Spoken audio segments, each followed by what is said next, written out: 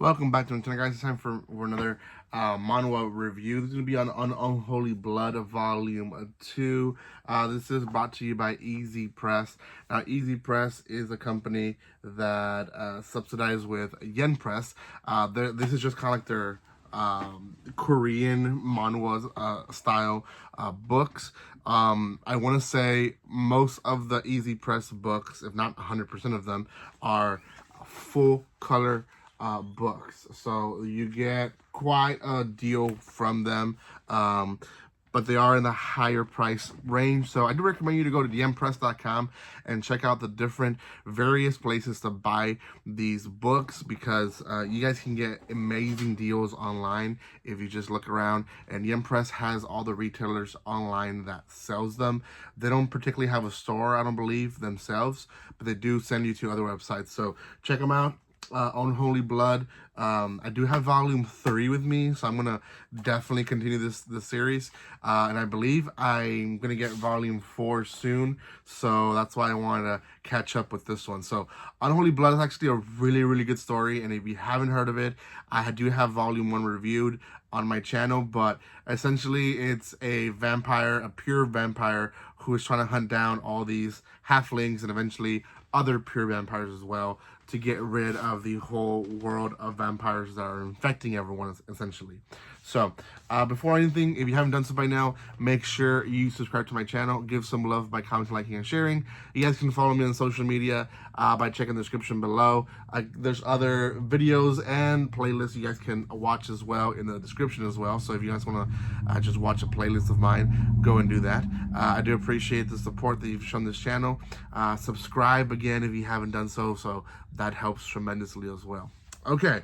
Unholy Blood. So he's not our main character. He's becoming a main character. His name here is Iwante, I believe, is how you pronounce it. And Hayan is actually our main character, and she essentially is hunting down the person and the group, the organization that killed the priest that she lived with, that raised her, essentially. And it is a massacre. She goes in and they really, like, they're very chalant. Like, they feel like they have the upper hand, even when she like kills a bunch of underlings and she does a massacre from them.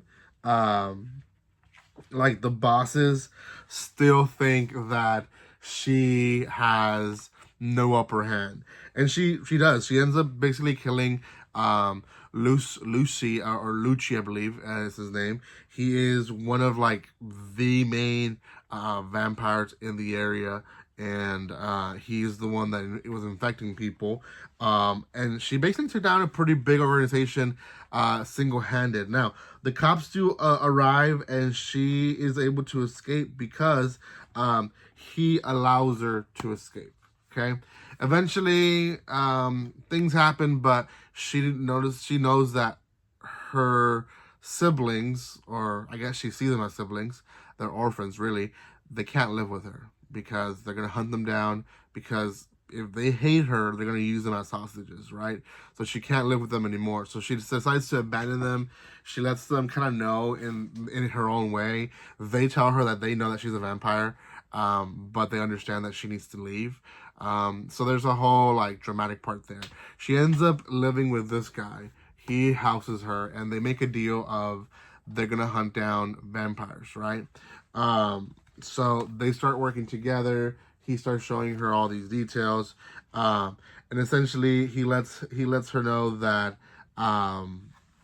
they need to start first in his station, because within the police station there's been people that have been essentially tampering or removing information of vampires, which means there's either someone who lives with a vampire or someone who is a vampire, who is basically tampering with that, and essentially they infiltrated the police station. So we do meet who is that person, and essentially it's really two people. It's a vampire who infected a police officer, and they're working together to essentially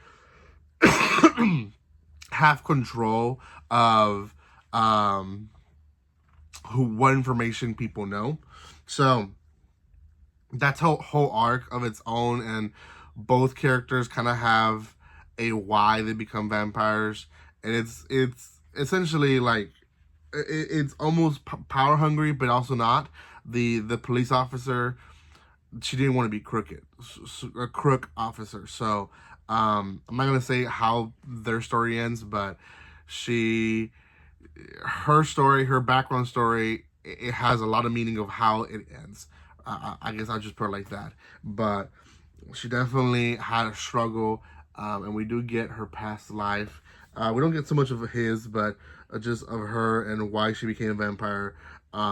So yeah, they eventually are able to get the information they need and capture whoever they need to capture, and they start going after another head honcho, which is this guy.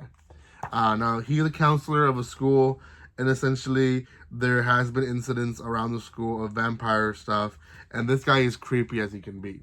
He does have at least one student, but I'm going to assume there's more students under his control. Like the girl's a vampire now, and she has her threatened, I guess, because at some point the investigator and the pure vampire Hayan, they capture this high school girl, but they also release her. Like they let her know, like, hey, we're trying to help you, but she doesn't want to give information.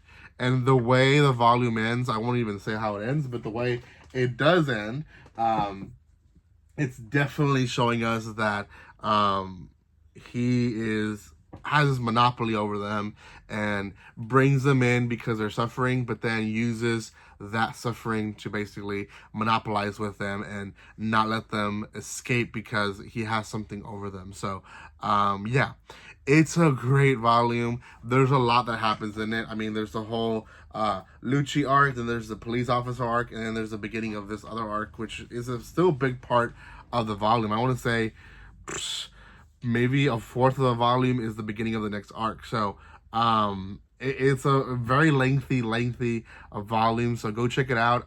That's one of the reasons I like these volumes, is that they have a lot of chapters in just one volume. They're bigger pages, they're colored, they do a really good job.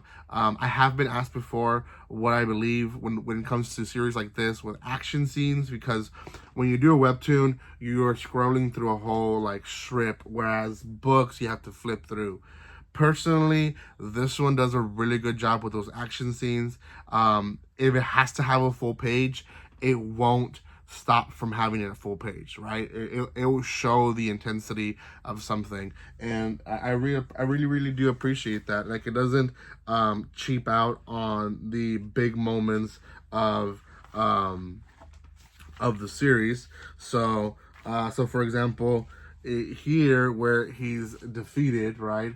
We don't have it as a small panel. It's a full page. So that's kind of what I'm talking about, where we see the anger or the surprise of her, Kayan. We have her a full page. Like a lot of like the big moments where the vampire shows up, they're very much given that that full page that's needed, where that student is getting her powers as a vampire. We have that full page, right? So they don't cheap out on it. I think they do a good job when it comes to making it from a webtoon to an actual book. Some, I will say, not always do a good job. Some do cheap out and they don't do a good job on the action scenes. But Unholy Blood, from what I've seen, has done a really good job. So go check it out, yenpress.com, through the Easy Press subsection of them. You guys can find Unholy Blood. Volume 1, 2, and 3 are already out. I'll be reviewing 3 very, very soon. So hopefully you guys can watch that video. Thank you again for your love and support, guys. And like always, don't be strangers. See you guys.